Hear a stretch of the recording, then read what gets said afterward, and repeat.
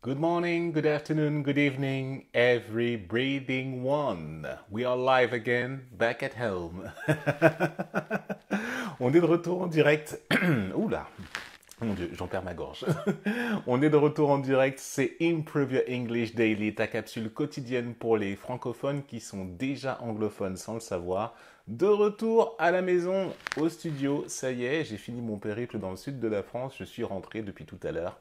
Et bien entendu, je me remets bien sûr en action pour te proposer le meilleur contenu en moins de 10 à 12 minutes pour te proposer ni plus ni moins que de quoi te faire kiffer, entre guillemets, te faire plaisir avec la langue anglaise ou le monde anglo-saxon, le monde anglo-saxon. Depuis lundi, on est dans une semaine jamaïcaine. Je sors un petit peu de toutes les explications théoriques, tout ça que tu as l'habitude d'entendre. Là, on va dans la civilisation, on va dire dans l'anglais un peu l'aspect civilisationnel. Et depuis lundi, là on est vendredi au moment où je te fais cette capsule, depuis lundi, je te propose un voyage avec le patois jamaïcain. Comment est-ce qu'on le parle, comment est-ce qu'on le comprend, comment est-ce qu'il est construit, sur quoi il se repose, quelle en est son origine déjà surtout au départ, comment il a été conçu, avec quelles influences, comment ça s'est passé pour ce patois qui a bien au-delà de survivre, qui s'est même transformé avec les âges et avec l'évolution.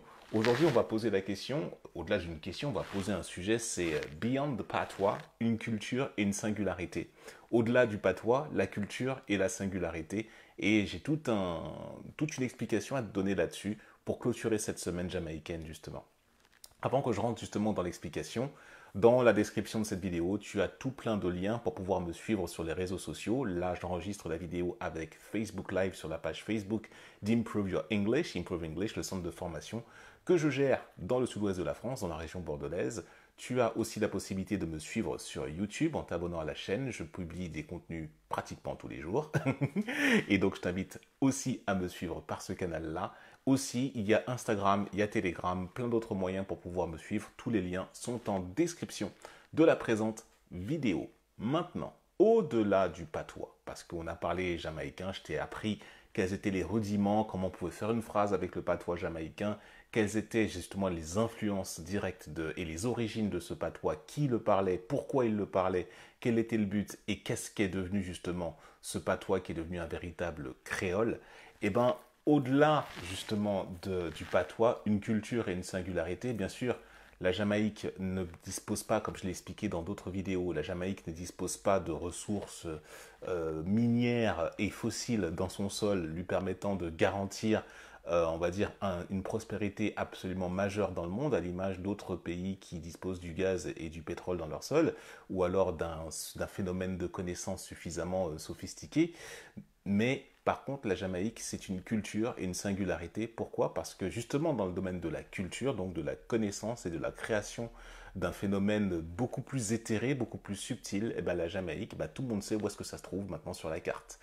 Et bien au-delà du fait que ce soit une ancienne colonie d'abord espagnole puis britannique, eh ben, c'est devenu un pays indépendant depuis la fin des années 70 et une île complètement indépendante avec presque 3 millions d'habitants pardon, et toute une diaspora répartie sur le Canada, sur les États-Unis, un petit peu partout dans la Caraïbe et surtout au Royaume-Uni, notamment la communauté du côté notamment de Londres où elle se situe. Elle a aussi, tu peux trouver d'autres présences jamaïcaines un petit peu partout dans le monde, mais c'est principalement dans ces pays-là, Canada, États-Unis et Royaume-Uni, que tu vas les retrouver en dehors de la Jamaïque pure en elle-même.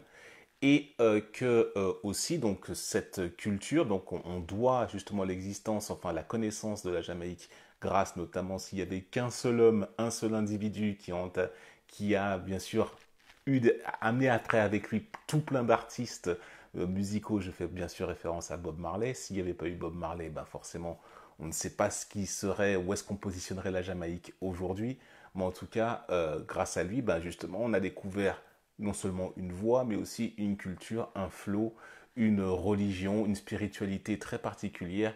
Et là encore, euh, pour éviter tous les clichés, la religion Rastafari, bien sûr, c'est en Jamaïque qu'elle a été établie, bien sûr, en, comment dire, notamment avec notamment l'utilisation et notamment le culte du roi Haïlé Sélassié Ier, qui était en fait le roi d'Éthiopie. en fait, et qui a fait sa première visite en Jamaïque, enfin voilà, quoi, qui a été une véritable, enfin voilà, c'était à l'époque. Il y a encore des documents d'époque, tu peux vérifier sur YouTube, lorsque le roi Haïlé Sélassié Ier, qui a existé, voilà, qui s'est déplacé en Jamaïque dans les années 70, voir la ferveur qu'il y a eu lorsqu'il est arrivé, et donc forcément a converti tout un pan de la population donc à ce qu'on appelle au rastafarisme, le Rastafari, qui était en fait qui était en fait, si tu veux, un prophète qui justement appliquait strictement une interprétation de la Bible, et du coup ce sont des églises dites éthiopiennes qui existent maintenant un petit peu partout de par le monde. Même en France, il existe toujours un culte et comment dire, du rite Rastafari selon l'église éthiopienne. Ça existe. Et oui, renseigne-toi bien. Et donc, si tu veux, la Jamaïque a été, sur un plan spirituel, a inspiré énormément de choses. Alors bien sûr, parce que la religion Rastafari est une religion très, très, très stricte, qui n'autorise pas forcément beaucoup, beaucoup de choses, mais je ne te ferai pas le détail de cela, mais ça reste un pan culturel. De cette religion, il y a le chantre justement de cette religion, qui est la musique reggae, qui justement se répand dans le monde. Alors, tu as plusieurs types de reggae. Le reggae, bien sûr, le Rastafari justement utilise le reggae pour exprimer sa foi envers Haïlé Sélassié Ier, envers Rastafari, envers le Dieu tout-puissant de l'univers, à bien des égards. Mais maintenant, la musique reggae a été profanée, entre guillemets, à plein des égards. Maintenant, le reggae utilisé ce n'est même plus une musique du monde, c'est que c'est rentré dans les standards culturels de tout un tas de contrées qui se répandent justement comment dire, de cette culture-là. Et rien que pour ça, ben, la Jamaïque existe. Quand tu entends du reggae, tu penses Jamaïque, même si c'est du reggae interprété en Afrique ou autre part en Europe ou autre part dans le monde, tu penses Jamaïque. Tout de suite, la source, la racine se trouve en Jamaïque. Et rien que pour ça, bah, ça prouve notamment une grosse influence culturelle à part entière. Et ça, ce n'est pas du tout à négliger. Au-delà du patois, donc, du patois jamaïcain, là où j'aimerais t'emmener aussi, c'est que cela a permis, a permis de mettre la Jamaïque sur la carte. Également, ce n'est pas tous les Jamaïcains qui parlent le patois. Voilà, ça aussi, c'est important de rentrer un petit peu, de sortir un petit peu des clichés.